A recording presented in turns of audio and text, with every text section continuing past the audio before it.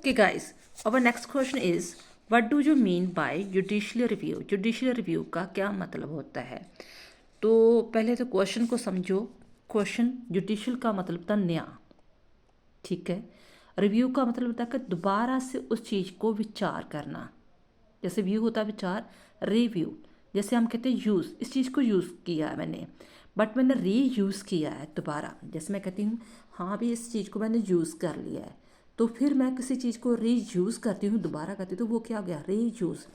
इसी तरह होता है जुडिशल रिव्यू के वो न्याय प्रणाली जो पार्लियामेंट ने कोई कानून बनाया हुआ है, उसे लग रहा है कि सही नहीं बनाया हुआ इसने, ठीक है, तो कुछ गड़बड़ है, वो कॉन्स्टिट्यूशन के अकॉर्डिंग नहीं है, कुछ उसके आर्टिकल्स के साथ मैच नहीं कर रहा, तो उसको दोबारा से रिव्यू कर सकती है।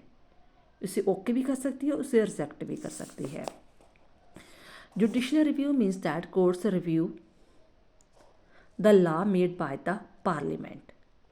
जुडिशियल रिव्यू का मतलब ये है कि जो भी पार्लियामेंट ने कोई कानून बनाया हुआ है उसको दोबारा से रिव्यू करना। पार्लियामेंट ने बनाया है, या स्टेट में मान लो पंजाब की स्टेट की, या हरियाणा की स्टेट की, या उत्तर प्रदेश की स्टेट की लेजिस्लेचर ने या एक्सिक्यूटिव ने कोई ऑर्डर ऐसा जारी किया है, ठीक है।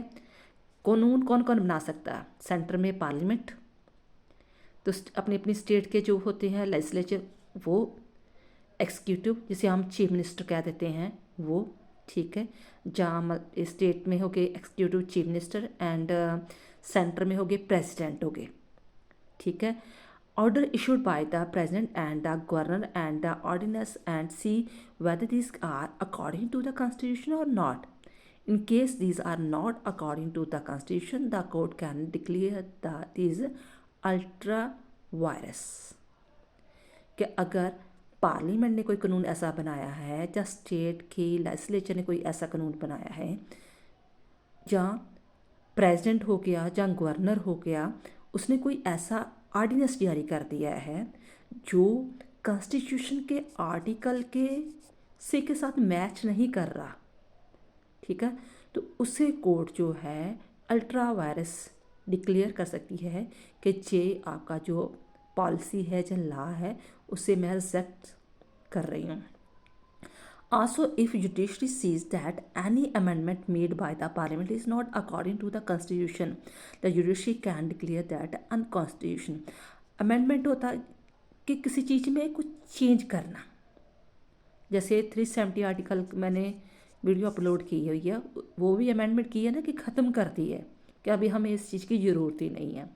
तो वो जुडिशरी ये भी देखती है कि आपने जो कोई अमेंडमेंट की है, पार्लियामेंट ने कोई अमेंडमेंट की है, कोई आर्टिकल ख़त्म करने की कोशिश की है, वो सही है या नहीं है।